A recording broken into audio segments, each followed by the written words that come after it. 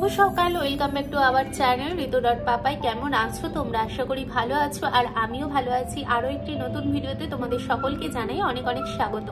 সকালবেলা ঘুম থেকে উঠে তোমাদের দাদাভাইকে সবার আগে ফোন করেছি। এটা আমার প্রত্যেক দিনের রুটিন, তেমন আজকেও সেই রুটিনটা চেঞ্জ হয়নি। আজকে ওকে ফোন করলাম, করবার পর ঘুম থেকে উঠে মুখ টুক ধুয়ে একটু হাঁটাচলা ঘরের মধ্যে করে পিঠে বানিয়েছিলাম, কালকে রাত্রিবেলা বানিয়েছিলাম। তো ওই পিঠেটা একটু খেয়েছি, খেয়ে দিয়ে বসেই ছিলাম। এই যে বেডশিটটা চেঞ্জ করলাম, এটাকে ঠিক করে রাখলাম, মাসি এসে ঘরটা মুছে দিয়ে গেছে। এই যে নিচের কার্পেট এগুলো বেছালাম, বিছিয়ে টিছিয়ে এখন গরম জল করতে বসিয়েছি স্নান করতে যাব বলে। কারণ শীতকাল যতই পড়ুক না কেন স্নান আমাকে করতেই হবে।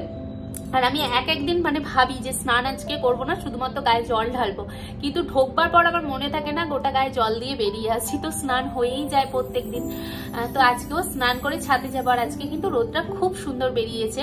স্নানটা করে আসে এসে তোমাদের সাথে শেয়ার করছি। শীতকালে যদি একটু রোদ বেরোয় তাহলে কিন্তু আমাদের আর কিছু প্রয়োজনই হয় না মনে হয়, তাই না? বাড়িতে যতই হিটার থাকুক না কেন, এই রোদটা গায়ে লাগানোর মতো সুন্দর মুহূর্ত কিন্তু আর হয় না। আর এই যে দেখো, আমাদের এখানে তুলসী গাছগুলো এত সুন্দর ঝাঁকর মাকড়ভাবে হয়েছে, আর লাল আর সাদা তুলসী একসঙ্গে হয়েছে, তো আর একসঙ্গে রাখা হয়েছে, দেখে যেন মনে হচ্ছে যে দুটো যেন রাধা আর কৃষ্ণ প্রেম করছে। থেকে নিচে চলে এসেছি, আর কি রান্না করব চলো তোমাদের সাথে শেয়ার করব। ঝটপট করে এইভাবে যদি রান্নাটা তোমরা করো তাহলে কিন্তু তাড়াতাড়ি সময়ও বেঁচে যাবে এবং রান্নাও হয়ে যাবে, তাড়াতাড়ি সকলকে খেতেও দিতে পারবে। তো চলো দেখাই কি রান্না করব। এখানে রসুন কুচি নিয়েছি, আদা কুচি নিয়েছি, এখানে পেঁয়াজ কুচি আছে। এটা দেখেই তোমরা বুঝে গেছো আমি চিকেন বানাবো। আজকে বানাবো চিকেন পোলাও। কিভাবে আমি খুব সহজ পদ্ধতিতে কুকারে বানাবো সেটাই তোমাদের সাথে শেয়ার করব।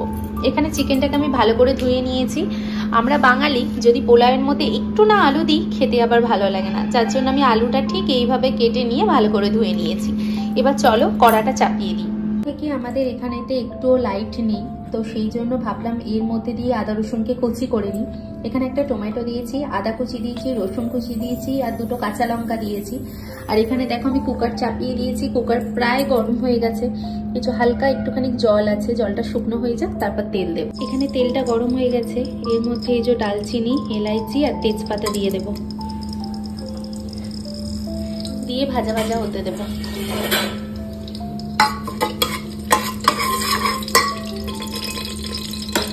এগুলো ভাজা হয়ে গেছে, তো এর মধ্যে আমি কেটে রাখা আলুগুলো দিয়ে দেব, দিয়ে ভালো করে লাল লাল করে একটু ভেজে নেব। আমি গোবিন্দভোগ চাল নিয়েছি, এটাকে একটু ধুয়ে নেব। আলুগুলো লাল লাল করে ভাজা হয়ে গেছে, তোমরা দেখে বুঝতে পারছো। তো এর মধ্যে আমি পেঁয়াজ কুচিগুলো দিয়ে দিলাম। আদা রসুন পেশার মতোই এটা হয়ে গেছে, তো এটা পেঁয়াজের মধ্যে ঢেলে দেবো। পেঁয়াজটা আমার লাল লাল করে ভাজা হয়ে গেছে, তো এর মধ্যে দিয়ে ভালো করে কষিয়ে নেব। আলু মশলা কিন্তু খুব সুন্দরভাবে এখানে আমার কষানো হয়ে গেছে, ও থেকে তেল ছাড়তে শুরু করে দিয়েছে। এবার এর মধ্যে পরিমাণ মতো হলুদ গুঁড়ো, লঙ্কা গুঁড়ো আর জিরে গুঁড়ো দিয়ে ভালো করে আরও একটু কষিয়ে নেব।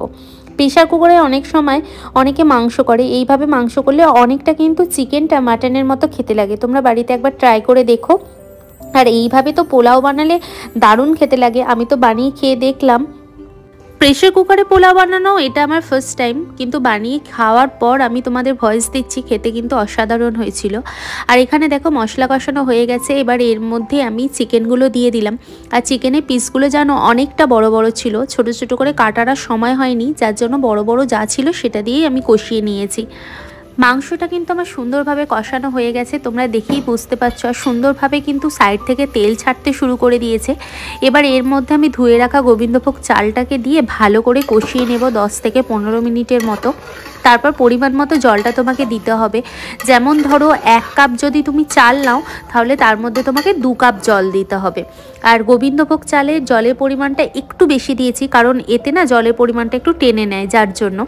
তো এখানে জল দেওয়ার পর উপর থেকে বিরিয়ানি মশলা দিয়ে দিয়েছি, আর দিয়েছিলাম কাঁচা লঙ্কা। কাঁচা লঙ্কা যদি আমরা পোলাওতে দিই খেতে কিন্তু বেশ ভালো লাগে। আর দিয়েছিলাম আমি ঘি, আমার কাছে দেশি ঘি তোমাদের দাদাভাই বাইরে থেকে নিয়ে এসেছিল রাজস্থান থেকে, সেটাই দিয়েছি। আর দিয়ে দিলাম পরিমাণ মতো দুধ। এখানে নারকেলের দুধ ইউজ করলে খুব ভালো হতো, কিন্তু আমার কাছে যেহেতু নারকেলের দুধ ছিল না তাই আমি গরুর দুধই ইউজ করেছি। দিয়ে কুকারে আমি চাপিয়ে দিয়েছিলাম। দেওয়ার পর ওই 3 থেকে 4টে সিটি মেরে নিয়েছি। পোলাওয়ের সঙ্গে খাওয়ার জন্য একটা সুন্দর টাইপের স্যালাড বানাবো। স্যালাডটা কিন্তু খুব ভালো লাগে খেতে, তোমরাও বাড়িতে ট্রাই করে দেখতে পারো। শসা আমরা সাধারণত গোল গোল করে কেটে পিস পিস করে নিই, তো আমি এখানে শসাগুলোকে লম্বা লম্বা করে কেটে নিয়েছি, একদম সরু সরু করে। সঙ্গে পেঁয়াজ কুচি নিয়েছি, সামান্য একটু নুন নিয়েছি, আর শুকনো লঙ্কাকে পুড়িয়ে নিয়েছি, নিয়ে আর সামান্য একটু তেল দিয়ে ভালো করে এখানে মাখিয়ে নেব শসা, পেঁয়াজ, শুকনো লঙ্কা এবং নুনকে।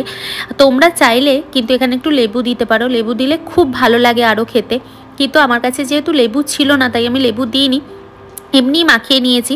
তবে খেতে কিন্তু অসাধারণ হয়, বিরিয়ানি বা পোলাওয়ের সাথে পুরো জমে যায়। এমনি স্যালাডের থেকে এই স্যালাডটা কিন্তু বেশি ভালো লাগে। আমার এদিকে পোলাও একদম রেডি হয়ে গেছে, চিকেন পোলাও আর স্যালাড, এই হচ্ছে আজকে দুপুরের আমার লাঞ্চ। তোমরা বাড়িতে এইভাবে ট্রাই করে দেখতে পারো, পোলাওটা খেতে অসাধারণ হয়েছিল এবং চটজলদি বানানোও হয়ে যায়। আমার এই পোলাওটা বানাতে মোটামুটি টাইম লেগেছিল তোমার 30 মিনিটের মতো। তো 30 মিনিটের মধ্যে আমার পোলাও রেডি হয়ে গিয়েছিল। এখানে আমি দেখো নিয়ে বসে পড়েছি পোলাও আর স্যালাড, খেতে অসাধারণ হয়েছে, তোমরাও বাড়িতে ট্রাই করো। তো বন্ধুরা, আজকের ব্লগটা এতটুকুই। তোমরা যদি চটজলদি পোলাও বানাতে চাও এভাবে প্রেসার কুকারে বানিয়ে নিও। ভালো থেকো, সুস্থ থেকো, আবার দেখা হবে নতুন কোনো একটি ভিডিওর সাথে। আর যদি নিত্য নতুন অন্য কোনো রেসিপি বা অন্য কোনো ভিডিও দেখতে চাও কমেন্ট বক্সে কমেন্ট করো। Bye bye.